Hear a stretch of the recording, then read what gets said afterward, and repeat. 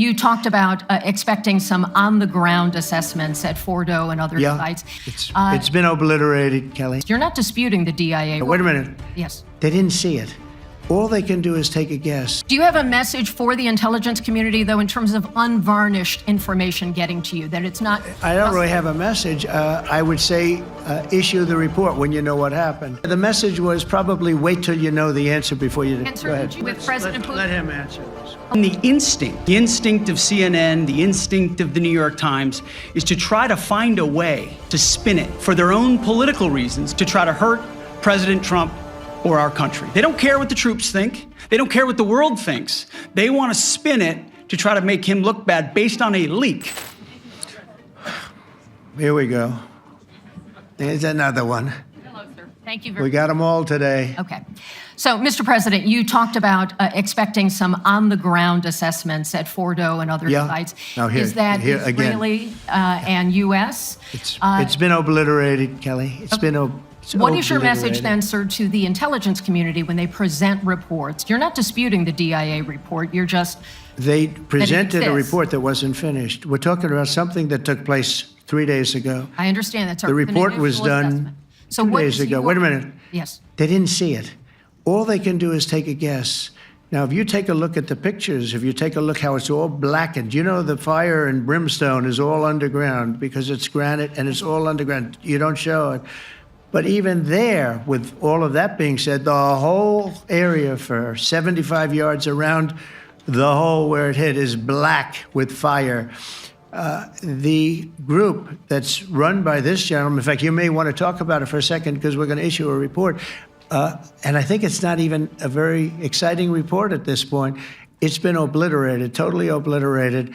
And they did a report, but it was like, if you look at the dates, it's just a few days after it happened. Understood, sir. So they didn't see it. They said it may be very severe. Understood. Do you have a message for the intelligence community, though, in terms of unvarnished information getting to you, that it's not... I don't really have a message. I would say issue the report when you know what happened. I wouldn't say that it could be severe or maybe not. They use the word severe. It could be severe or maybe it's not. And so people like you picked up and said, oh, it's not severe. No, the report was not a complete report. Yeah, the message was probably wait till you know the answer before you... And, sir, did you not have a public component to your Zelensky meeting for a tactical reason with President Putin? Let him answer this one. Hello, Mr. Secretary. Yeah. There's a reason the president calls out fake news for what it is. These pilots, these refuelers, these fighters, these air defenders, the skill and the courage it took to go into enemy territory flying 36 hours on behalf of the American people and the world to take out a nuclear program is beyond what anyone in this audience can fathom.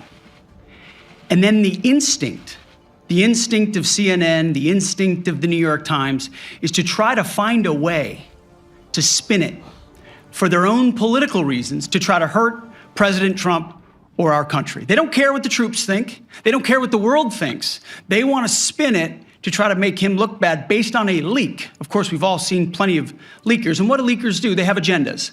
And what do? Do they share the whole information or just the part that they want to introduce? And when they introduce that preliminary report that's deemed to be a low assessment, you know what a low assessment means? Low confidence in the data in that report. And why is there low confidence?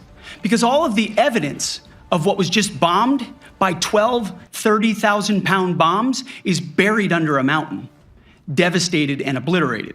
So if you want to make an assessment of what happened at Fordo, you better get a big shovel and go really deep, because Iran's nuclear program is obliterated. And somebody somewhere is trying to leak something to say, oh, with low confidence, we think maybe it's moderate. Those that dropped the bombs precisely in the right place know exactly what happened when that exploded. And you know who else knows? Iran. That's why they came to the table right away, because their nuclear capabilities have been set back beyond what they thought were possible because of the courage of a commander-in-chief who led our troops, despite what the fake news wants to say. But you're not disputing the report said what it said, even though it was initial. The report said what it said, and it was fine. It was severe, they think, but they had no idea. They shouldn't have issued a report until they did. but we've gotten the information. I think Pete said it better than you can say it. And, you know, you should be proud, you, especially you, should be proud of those pilots, and you shouldn't be trying to demean them. No, there's those pilots flew at great risk, a big chance that they'd never come back home and see their husbands or their wives. Let me just tell you, you and NBC, fake news, which is one of the worst, and CNN, New York Times, are all bad. They're sick. There's something wrong with them. But you know what? You should be praising those people instead of trying to find some. By getting me, by trying to go and get me, you're hurting those people. They were devastated. You know, I got a call from Missouri, great state, that I won 3 times by a lot. And I got a call that the pilots and the people on the plane were devastated because they were trying to minimize the attack. And they all said it was hit. But we don't think it was really maybe hit that badly. And they were devastated. They put their lives on the line, and then they have, and I'm not referring to you, but real scum come out and write reports that are as negative as they could possibly be. It should be the opposite. You should make them heroes and heroines. You should make them really people that they were so devastated when they heard this news. And you know what they said? One of them, I spoke to one of them, he said, "Sir, we hit the site. It was perfect. It was dead on." Because they don't understand fake news, because they have a normal life, except they have to fly very big, very fast planes. But it's a shame. You should be making them heroes. All right, in the back. Go ahead, back, white, yeah. White jacket, yeah. Go ahead, give my mic. Hello. Deborah Haynes from Sky News. Good.